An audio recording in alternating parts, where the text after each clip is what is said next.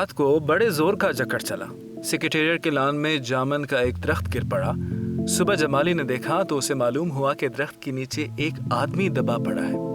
माली दौड़ा दौड़ा चपरासी के पास गया, चपरासी दौड़ा दौड़ा क्लर्क के पास गया, क्लर्क दौड़ा दौड़ा सुपरिटेंडेंट के पास गया, सुपरिटेंडेंट दौड़ा दौड़ा बाहर लॉन में आया। मिनटों में दरख्त के नीचे दबे हुए आदमी के गिर्द मजमा इकट्ठा हो गया। बेचारा जामन का पेड़ कितना फलदार था, एक क्लर्क बोला, और इसकी जामनें कितनी रसीली होती थी। दूसरा क्लर्क याद करते हुए बोला, मैं फलों के मौसम में झोली भर के घर ले जाता था, मेरे बच्चे इसकी जामनें कितनी खुशी से खाते थे। तीसरा क्लर्क तकरीबन अबदीदा होकर बोला। माली ने दबे हुए आदमी की तरफ इशारा किया। हाँ, ये आदमी। सुपरिटेंडेंट सोच में पड़ गया, मर गया होगा, इतना भारी तना जिसकी पीठ पर गिरे वो बच सकता है। दूसरा चपरासी बोला। दबे हुए आदमी ने बेमुश्किल कराहते हुए कहा, नहीं, मैं जिंदा हूं। दरख्त को हटाकर इसे जल्दी से निकाल लेना चाहिए, माली ने मशवरा दिया। मुश्किल मालूम होता है, एक काहिल और मोटा चपरासी बोला। दरख्त का तना बहुत भारी और वजनी है। क्या मुश्किल है, माली बोला। अगर सुपरिटेंडेंट साहब इजाजत दे तो अभी 15-20 माली चपरासी क्लर्क लगाकर दरख्त के नीचे से दबे हुए आदमी को निकाला जा सकता है। माली ठीक कहता है। बहुत से क्लर्क एकदम बोल पड़े, लगाओ जोर, हम तैयार हैं। एकदम बहुत से लोग दरख्त उठाने को तैयार हो गए। ठहरो, सुपरिटेंडेंट बोला, मैं अंडर सेक्रेटरी से मशवरा कर लूं। सुपरिटेंडेंट अंडर सेक्रेटरी के पास गया, अंडर सेक्रेटरी डिप्टी सेक्रेटरी के पास गया, डिप्टी सेक्रेटरी जॉइंट सेक्रेटरी के पास गया, जॉइंट सेक्रेटरी सेक्रेटरी के पास गया। चीफ सेक्रेटरी ने जॉइंट सेक्रेटरी से कुछ कहा, जॉइंट सेक्रेटरी ने डिप्टी सेक्रेटरी से कहा, डिप्टी सेक्रेटरी ने अंडर सेक्रेटरी से कहा। फाइल चलती रही। इसमें आधा दिन गुजर गया। दोपहर के खाने पर दबे हुए आदमी के गिर्द बहुत भीड़ जमा हो गई थी। लोग तरह तरह की बातें कर रहे थे। कुछ मन चले क्लर्कों ने मामले को अपने हाथ में लेना चाहा। वो हुकूमत के फैसले का इंतजार किए बगैर दरख्त को खुद से हटाने का तहिया कर रहे थे कि इतने में सुपरिटेंडेंट फाइल लिए भागा भागा आया और बोला, हम लोग खुद से इस दरख्त को नहीं हटा सकते, हम लोग महकमा तिजारत से मुतालिक हैं और ये दरख्त का मामला है जो महकमा ज़राअत की तहवील में आता है, इसलिए मैं इस फाइल को अर्जेंट मार्क करके महकमा ज़राअत में भेज रहा हूँ। वहाँ से जवाब आते ही दरख्त को हटाया जाएगा। दूसरे दिन महकमा ज़राअत से जवाब आ गया कि दरख्त महकमा तिजारत के लान में गिरा है, इसलिए दरख्त को हटवाने या ना हटवाने की जिम्मेदारी महकमा तिजारत पर आयद होती है। ये जवाब पढ़कर महकमा तिजारत को गुस्सा आ गया।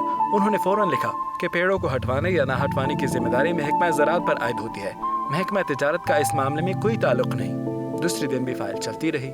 शाम को जवाब आ गया कि हम इस मामले को हार्टिकल्चर डिपार्टमेंट के सपुर्द कर रहे हैं, क्योंकि ये एक फलदार दरख्त का मामला है और एग्रीकल्चर डिपार्टमेंट सिर्फ अनाज और खेती बाड़ी के मामले में फैसला करने का मजाज है। जामन का पेड़ एक फलदार पेड़ है, इसलिए ये पेड़ हार्टिकल्चर डिपार्टमेंट के दायरे इख्तियार में आता है। तीसरे दिन हार्टिकल्चर डिपार्टमेंट से जवाब आ गया। बड़ा कड़ा जवाब था और तंज़-ए-मेज़।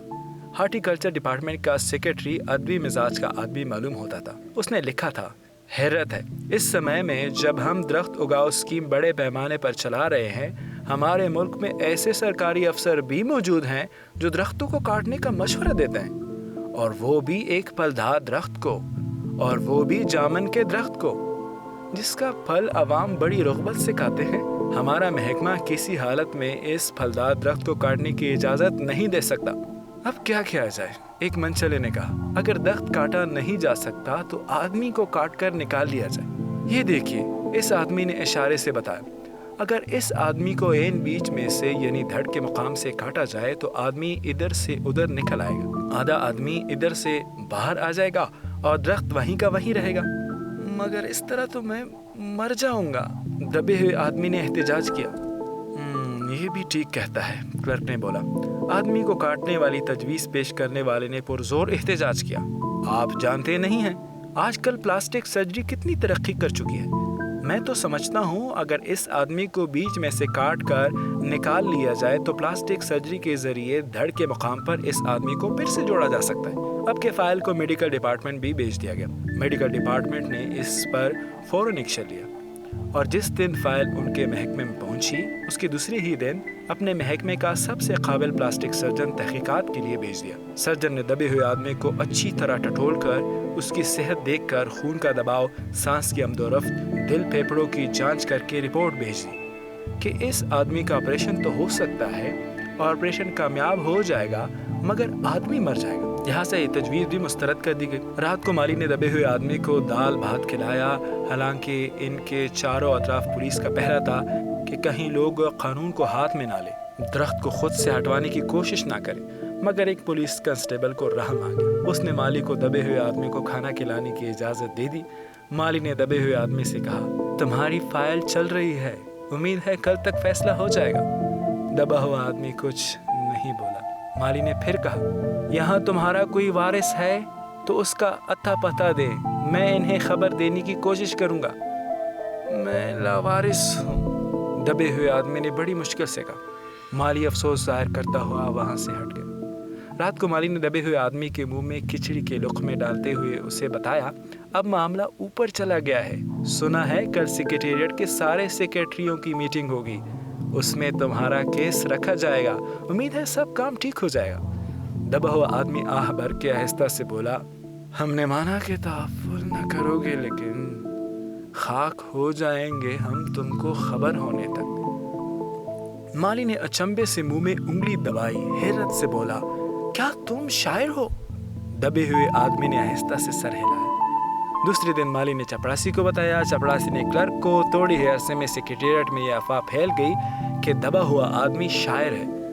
بس پھر کیا تھا، لوگ جوک در جوک شاعر کو دیکھنے کے لیے آنے لگے، اس کی خبر شہر میں پھیل گئی اور شام تک محلے محلے سے شاعر جمع ہونا شروع ہو گئے۔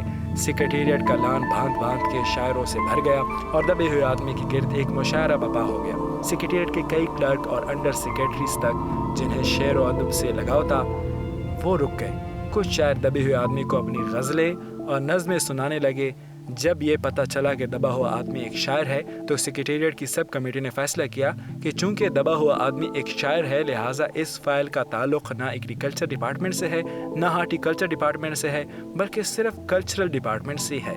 کلچر ڈپارٹمنٹ سے استدعا کی گئی کہ جلد سے جلد اس معاملے کا فیصلہ کر کے اس بدنصیب شاعر کو اس شجر سیادار سے رہائی دلائی جائے۔ فائل کلچرل ڈپارٹمنٹ کے مختلف شعبوں سے گزرتی ہوئی ادبی اکیڈمی کے سیکریٹری کے پاس پہنچی۔ بیچارہ سیکریٹری اسی وقت اپنی گاڑی میں سوار ہو کر سیکریٹریٹ پہنچا اور دبے ہوئے آدمی سے انٹرویو لینے لگا۔ تم شاعر ہو؟ جی ہاں، دبے ہوئے آدمی نے جواب دیا۔ کیا تخلص کرتے ہو؟ اوس۔ اوس؟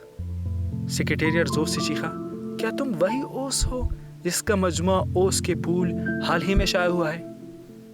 دبے ہوئے آدمی نے اس بات میں سر ہلایا۔ کیا تم ہماری اکادمی کے ممبر ہو؟ سیکریٹریٹ نے پوچھا۔ نہیں۔ حیرت ہے، سیکریٹریٹ زور سے چیخا، اتنا بڑا شاعر، اوس کے پھول کا مصنف اور ہماری اکادمی کا ممبر نہیں ہے؟ اف اف، کیسی غلطی ہو گئی ہم سے، کتنا بڑا شاعر اور کیسے گوشائے گمنامی میں دبا پڑا ہے۔ گمنامی میں نہیں، ایک درخت کے نیچے دبا ہوں، براہ کرم مجھے اس درخت کے نیچے سے نکالیے، ابھی بندوبست کرتا ہوں۔ سیکریٹریٹ فوراً بولا اور فوراً جا کے اس نے اپنے محکمے میں رپورٹ کی۔ دوسرے دن سیکریٹری بھاگا بھاگا شاعر کے پاس آیا اور بولا، مبارک ہو، مٹھائی کھلاؤ، ہماری سرکاری اکادمی نے تمہیں اپنے مرکزی کمیٹی کا ممبر چن لیا ہے اور یہ لو پروانہ انتخاب، مگر مجھے اس درخت کے نیچے سے تو نکالو۔ دبے ہوئے آدمی نے کراہ کر کہا۔ اس کی سانس بڑی مشکل سے چل رہی تھی اور اس کی آنکھوں سے معلوم ہوتا تھا کہ وہ شدید تشنج و کرب میں مبتلا ہے۔ یہ ہم نہیں کر سکتے، سیکریٹری نے جواب دیا۔ حضور، جو ہم کر سکتے تھے وہ ہم نے کر دیا ہے، بلکہ ہم تو یہاں تک کر سکتے ہیں کہ اگر تم مر جاؤ تو تمہاری بیوی کو وظیفہ دے سکتے ہیں، اگر تم درخواست دو تو ہم وہ بھی کر سکتے ہیں۔ میں بھی زندہ ہوں، شاعر رک رک کر بولا، مجھے زندہ رکھو۔ مصیبت یہ ہے، سرکاری اکادمی کا سیکریٹری ہاتھ ملتے ہوئے بولا، ہمارا محکمہ صرف کلچر سے متعلق ہے، درخت کاٹنے کا معاملہ قلم دعوات سے نہیں، آری کلہاڑی سے متعلق ہے، اس لیے ہم نے فارسٹ ڈپارٹمنٹ کو لکھ دیا ہے اور ارجنٹ لکھا ہے۔ शाम को माली ने दबे हुए आदमी को बताया, कल फॉरेस्ट डिपार्टमेंट के आदमी आकर इस दरख्त को काट देंगे और तुम्हारी जान बच जाएगी। माली बहुत खुश हुआ।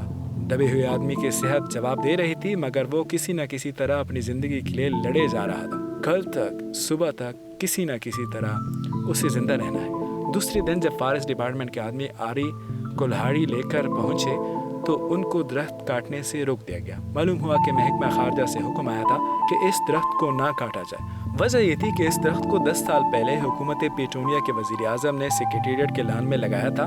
अब अगर ये दरख्त काटा गया तो इस अमर का शदीद अंदेशा है कि हुकूमत पेटोनिया से हमारे ताल्लुकात हमेशा के लिए बिगड़ जाएंगे। मगर एक आदमी की जान का सवाल है। एक क्लर्क गुस्से से चिल्लाया। दूसरी तरफ 2 हुकूमतों के ताल्लुकात का सवाल है। दूसरे क्लर्क ने पहले क्लर्क को समझाया, और ये भी तो समझो कि हुकूमत पेटोनिया हमारी हुकूमत को कितनी इमदाद देती है। क्या हम उनकी दोस्ती के खातिर एक आदमी की ज़िंदगी को भी कुर्बान नहीं कर सकते? शायर को मर जाना चाहिए। बिलाशुबा अंडर सेक्रेटरी ने सुपरटेंडेंट को बताया, आज सुबह वज़ीर आज़म दौरे से वापस आएंगे। आज 4 बजे महकमा खारजा इस दरख्त की फ़ाइल उनके सामने पेश करेगा। जो वो फैसला देंगे वही सबको मंजूर होगा। शाम के 5 बजे खुद सुपरटेंडेंट शायर की फ़ाइल लेकर उसके पास आया। सुनते हो? आती ही खुशी से फ़ाइल को हिलाते हुए चिल्लाए, वज़ीर आज़म ने इस दरख्त को काटने का हुक्म दिया है और इस वाक़े की सारी बैनुल-अक़वामी ज़िम्मेदारी अपने सर ले ली है। कल ये दरख्त काट दिया जाएगा और तुम इस मुसीबत से छुटकारा हासिल कर लोगे। सुनते हो, आज तुम्हारी फ़ाइल मुकम्मल हो गई। सुपरटेंडेंट ने शायर के बाजू को हिलाकर कहा, मगर शायर का बाजू सर्द था। आंखों की पुतलियां बेजान और चींटियों की एक लंबी कतार उसके मुंह में जा रही थी। उसकी ज़िंदगी की फ़ाइल भी मुकम्मल हो चुकी थी।